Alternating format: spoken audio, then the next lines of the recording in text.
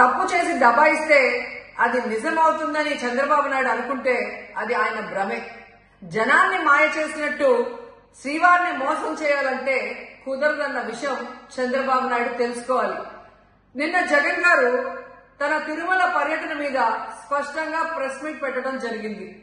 అయినా దాన్ని ఒప్పుకోకుండా చంద్రబాబు నాయుడు తప్పుల మీద తప్పులు చేస్తూ మళ్లీ మాట్లాడతాడు.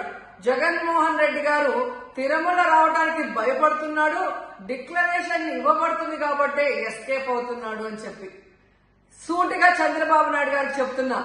చంద్రబాబు నాయుడు జగన్ గారి దమ్ము ధైర్యం గురించి రాష్ట్ర ప్రజలందరికీ బాగా తెలుసు. నిన్న కూడా ఆయన భయపడేవాడైతే అంత స్పష్టంగా ప్రెస్ మీట్ పెట్టి ఏ విధంగా తన మతం మానవత్వం, తను ఏ విధంగా బైబిల్ చదువుతారు, బయటకు వచ్చినప్పుడు హిందువుల మనోభిప్రాయాల్ని గౌరవించి గుళ్లకు వచ్చి పూజలు చేస్తారు, అలాగే మసీదులకు వెళ్లి ఎలా పూజలు చేస్తారు, అలాగే సిక్కుల్ని గౌరవించి ఎలా వాళ్ల పూజలు చేస్తారో చెప్పడం జరిగింది.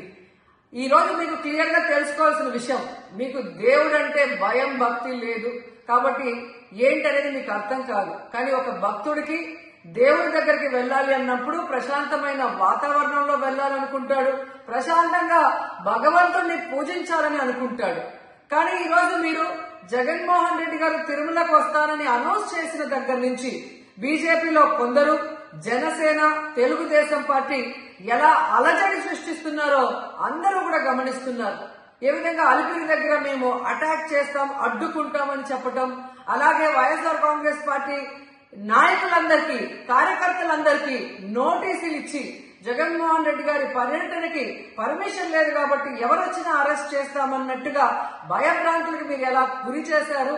అండ్ ఈరోజు కుల రాజకీయాలు చేసి రాష్ట్రాన్ని భ్రష్టు పట్టించడమే కాకుండా మత రాజకీయాలు కూడా మీరు ఎలా చేస్తున్నారో అందరూ కూడా గమనిస్తున్నారు.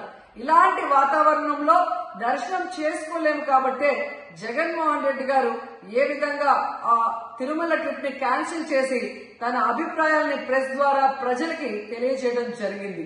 సో నిజమైన భక్తుడు జగన్మోహన్ రెడ్డి గారు ఎప్పుడైనా మళ్లీ వెళ్లి వెంకటేశ్వర స్వామిని దర్శించుకోగలరు. 5 సంవత్సరాలు తన తండ్రి మరి ముఖ్యమంత్రిగా వెంకటేశ్వర స్వామికి పట్టు వస్త్రాలు ఇచ్చారు. జగన్మోహన్ రెడ్డి గారు 5 సంవత్సరాలు మరి పట్టు వస్త్రాలు ఇచ్చిన తర్వాత ఈ నీచమైన రాజకీయాలు చేస్తూ డిక్లరేషన్ పేరుతో మీరు మాట్లాడుతూ ఎవరు అడ్డుకున్నారు అని చెప్పి మళ్లీ దిగజారుడు రాజకీయాలు చేస్తున్నారు. సో భగవంతుడితో పెట్టుకున్న చంద్రబాబు నాయుడు నీతో పాటు ఆడిస్తే ఆడే వాళ్ళందరికీ కూడా భగవంతుడు గట్టిగా సమాధానం చెప్తాడు.